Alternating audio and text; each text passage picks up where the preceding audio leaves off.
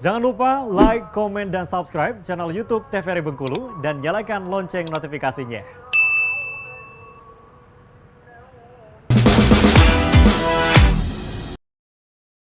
Obrolan pas di sini kembali lagi masih bersama saya Iqbal Fatwa. Nah, di siang hari ini pemirsa, untuk Anda mungkin yang berencana akan makan siang di luar rumah atau juga di luar kantor misalnya. Nah, ada baiknya juga harus memilah-milih menu makan siang yang tepat ya. Boleh makan makanan yang memang sesuai selera kita, tapi ingat ya, harus porsinya harus yang pas. Dan juga hindari di musim-musim sekarang, musim cuaca yang sering berubah, hindari seperti minuman yang dingin atau minuman es yang terlalu berlebihan, terus juga makan makanan yang berminyak yang berlebihan, karena kita harus menjaga kesehatan tubuh kita di tengah cuaca yang sering berubah-ubah ya.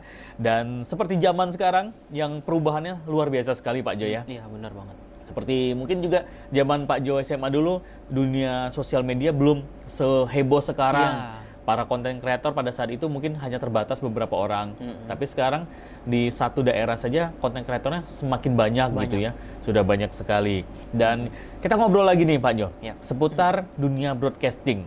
Kan banyak orang yang mungkin tidak tahu apa itu dunia broadcasting. Terus juga di SMK 3 sendiri pun juga sudah ada jurusan yang khusus broadcasting dan juga perfilman. Nah, kalau dari Pak Jo sendiri pada saat memberikan ilmu ke anak-anak nih, ke para siswa nih, untuk materi-materi ini seperti apa nih Pak Jo? Mulai dari dasarnya, terus juga masuk nanti ke mungkin ke prakteknya. Nah, step-stepnya kalau di sekolah seperti apa yang diajarkan nih Pak Jo? Kalau yang di sekolah di kelas 10 sekarang kita fokus ke pembangunan dasar. Oke. Ada namanya mata pelajaran DDK, dasar-dasar kejuruan. Nah, itu biasanya kita mulai kenalkan alat secara dasar, mulai dari pengenalan kamera, terus pengenalan editing, pengenalan tata suara, dan pengenalan penyutradaraan sampai penulisan naskah. Di kelas 2 kita mulai mendalami beberapa materi, mulai dari produser biasanya, manajemen produksinya, penulisan naskahnya, penyutradaraannya, sampai ke editingnya. Dan kebetulan tim pengajar kami, jadi mereka punya spesialis. Nah, jadi ada yang spesialnya di tata artistik, ada yang spesial editing, ada spesialnya di penyutradaraan. Jadi sudah dibagi seperti itu. Jadi enak.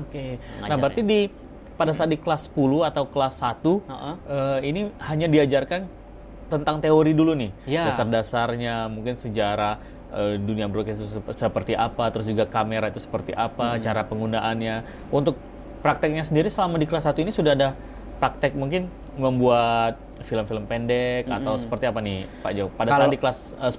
Kalau kelas 10. Kalau di kelas 10 prakteknya 40%, teorinya 60%. Lebih banyak ke teori. Ya. Kalau yang di kelas 2 kita balik. Kelas 2 prakteknya 60%, teorinya 40%. Nah, di kelas 10 ini kita bikin meskipun banyak teori, tetap kita kasih project juga. Salah satunya project feature bercerita. Jadi para peserta didik kita kasih mereka project untuk membuat foto feature 9 buah. Nah, mereka harus bisa menceritakan foto itu melalui gambar. Seperti itu. Oke, jadi hanya dari satu foto, mereka harus membuat cerita. Membuat cerita. Oke, membuat cerita berarti hanya di tulisan dulu nih? Iya, di tulisan. Terus juga ada project lagi membuat iklan. Nah, membuat iklan pendek, iklan layanan masyarakat. Itu di kelas 10. Oke, ini masih dalam bentuk tulisan? Sudah audiovisual, sudah audiovisual. tapi masih dalam bentuk sederhana biasanya. Gitu. Oke, mungkin hanya bermodalkan handphone gitu ya. Oke, nah pada saat di kelas 12 baru mereka memang yang terjun ke lapangan langsung. Iya, yang di kelas 11 mereka sudah mulai belajar berbasis project. Kayak contohnya sekarang di kelas 11 membuat feature, dokumenter, dan video klip yang untuk PSPT, yang televisi. Sementara yang produksi film kita buat juga mereka 3, ada yang film one take, film fiksi, dan dokumenter. Seperti itu. Berarti film fiksi ini kartun-kartun seperti itu Pak Jo? Film fiksi, film pendek seperti film biasa. pendek. Bukan film kartun. Saya kira tadi film-film fiksi ini fiksi yang pakai animasi segala macam gitu. Oke. Nah, kalau peminatnya sendiri di SMK 3 ini, siswa ini banyak kemana nih? Antara ke produksinya kah atau ke bidang televisinya? Imbang, Mas. Oh, sama ya? Ada yang minatnya di film, ada juga yang di televisi. Cuman mereka kebanyakan lebih imbangnya di bagian produksi.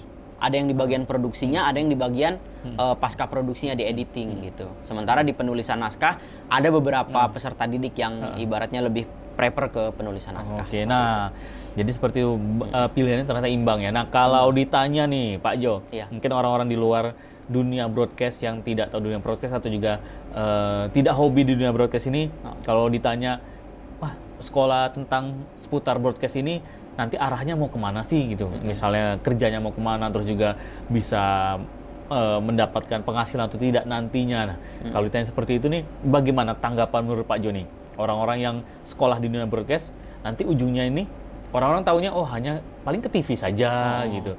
Atau seperti apa nih Pak Jo? Broadcasting itu sangat luas sebenarnya. Bisa contohnya sebagai konten kreator, bisa kita kembangkan kalau mau berwirausaha, kita bisa kembangkan konten kreator mulai dari beberapa sosial media kayak contohnya Facebook, YouTube, TikTok, Instagram dan lain sebagainya. Ataupun misalkan kita mau kerja di bidang televisi bisa, di radio bisa. Jadi penulis artikel bisa. Iya, jadi penulis buku bisa, bahkan jadi fotografer bisa. Beberapa siswa kami ada yang justru sudah bikin studio sendiri gitu. Studio wedding, bahkan studio fotografi juga ada gitu. Luas sebenarnya. Berarti bisa kemana aja, bahkan kemana aja. Ke pemerintahan pun bisa juga Bisa sepertinya, banget, iya. Seperti ke dinas komunikasi, Iya. informasi misalnya jadi fotografer juga Iya, bisa. bisa. Mungkin di dinas pariwisata pun juga bisa, Bisa, ya buat bisa video tentang seputar pariwisata yang ada di daerah setempat gitu. Apalagi kan kalau di Bengkulu kan potensinya luar biasa kan gitu. Oke, jadi tidak menjadi halangan gitu ya untuk seputar dunia broadcast ini. Ternyata dunianya sangat luas sekali. Sangat luas banget. Jadi tidak bisa dikategorikan sebagai perputaran di sana-sana aja gitu Pak Jo ya. Iya. Oke. Dan kita lanjut lagi nih ngobrol bersama dengan Pak Jo. Nah, pastinya untuk Anda pemirsa Opini yang penasaran juga seputar dunia broadcast itu seperti apa. Mungkin ada adik-adiknya nih yang baru akan menuju ke bangku SMA. Nah, bisa rekomendasikan ini ya. Iya. Bisa direkomendasikan ke SMK 3. Nah, ngobrol-ngobrol nih Pak Jo ini sudah punya studio sendiri nih. Iya. Apa nama studionya Pak Jo? Namanya Lambari Studio. Lambari Studio. Oke. Lambari Studio ini fokusnya kemana Pak Jo? Apakah seputar membuat film saja ataukah memang juga untuk di seperti video-video wedding misalnya, atau gimana nih Pak Jo untuk di Lambari Studio ini? Kalau Lambari Studio ini baru 6 bulan berdiri kebetulan. Jadi kalau sekarang kita fokus membuat film-film pendek dan menerima beberapa siswa magang.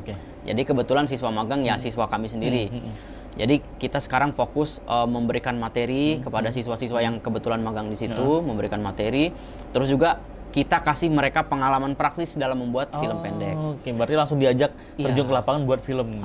Jadi sekarang kami fokus dulu ke YouTube, gitu, YouTube Lambari Studio. Jadi membuat konten, apalagi sekarang targetnya mau membuat konten buat Ramadan. Di bulan, benar di bulan Februari beberapa dan Maret. bulan lagi nih udah masuk Ramadan nih. Iya, itu. Oke, jadi sudah membuat YouTube channelnya. Nama YouTube channelnya apa nih Pak? Lambari Studio. Oh, tetap Lambari Studio Iya, gitu. Lambari Studio. Jadi bisa di-subscribe sekarang, bisa dilihat juga konten-konten yang ada di Lambari Studio gitu. Iya. Jadi yang diajak ini langsung para siswa-siswa magang ini.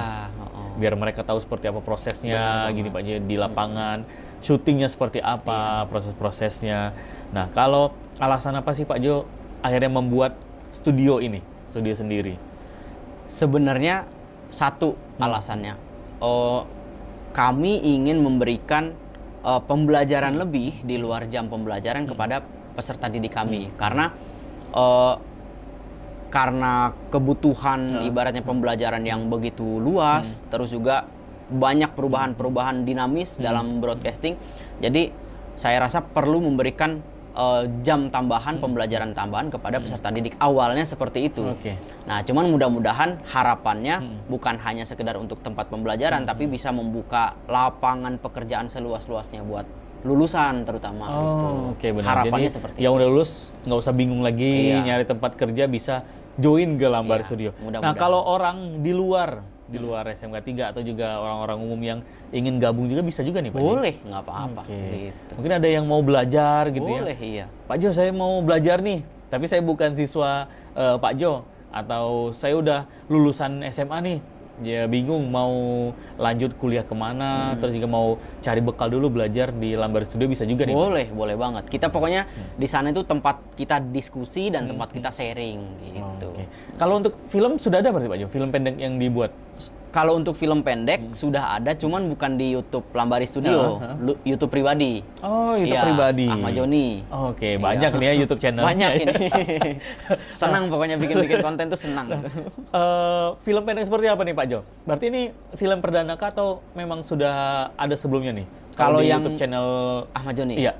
Kalau yang di YouTube channel Ahmad Joni sudah dari tahun 2021 bikin-bikin Sudah film. mulai.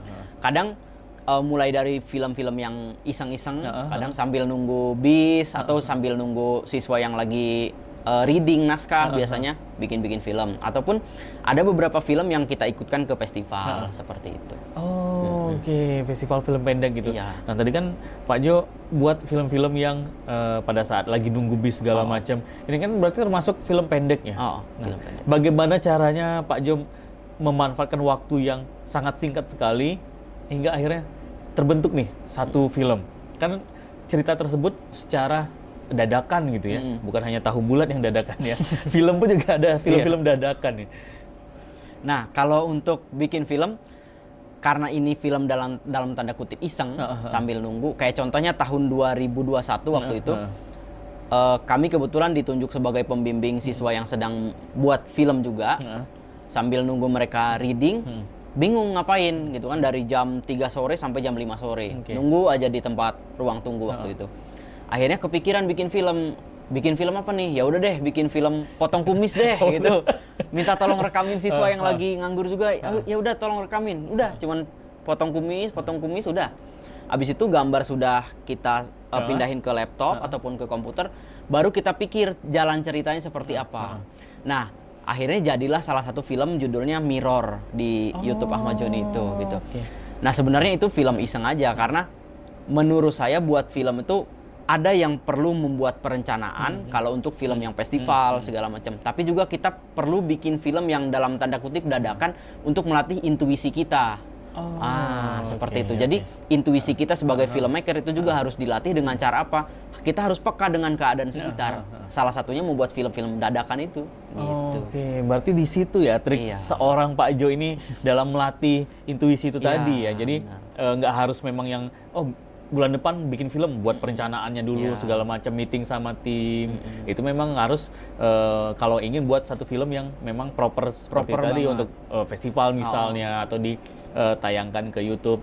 Tapi kalau untuk ngelatih mengasah intuisi bisa kapanpun buat kapanpun. Biasanya kalau kita sering nonton juga di Instagram ataupun di media sosial, biasanya kan banyak konten kreator biasanya merekam hujan, biasanya. Betul. Nah, itu salah satu teknik mereka untuk melatih intuisi mereka sebenarnya. Gitu. Ini satu ilmu baru seputar dunia broadcast. Ini pemirsa Opini ya, sudah di-share tadi dari Pak Jo, dan pastinya kita akan lanjut kembali obrolan kita bersama dengan Pak Ahmad Joni. Jangan kemana-mana, tetap di Opini.